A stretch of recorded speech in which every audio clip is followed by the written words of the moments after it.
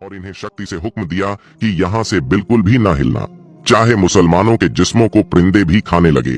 फिर जंग शुरू हुई और मुसलमान हिम्मत के साथ इनका मुकाबला करते रहे और काफिर शहीद होने लगे और पीछे हटने लगे।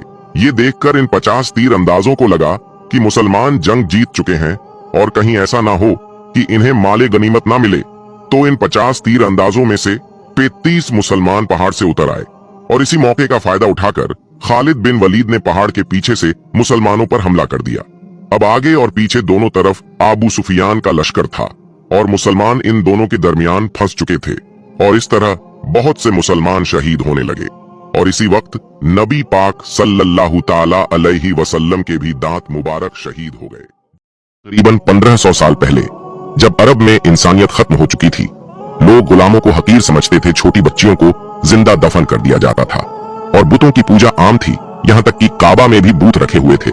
उस वक्त यहूदियों को पता था कि बहुत जल्द एक नबी आने वाला है जो कि इस पूरी दुनिया में इंसाफ कायम करेगा, क्योंकि बाइबल में ये लिखा था कि अहमद नाम का एक नबी इस दुनिया में आएगा, जो कि आज भी बाइबल में लिखा है। यहूदी उस वक्त नबी पाक सल्लल्लाहु ताला अलैहि वसल्लम का इस तरह से इंतजार करते थे जिस तरह आज हम इमाम मेहदी का इंतजार करते हैं।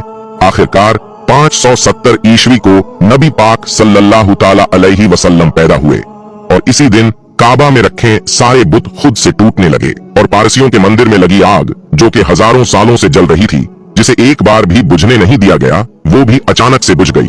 और इसी तरह बहुत से मुवज्जे हुए, क्योंकि ये कुफ्र के जवाल का ऐलान था। नबी पाक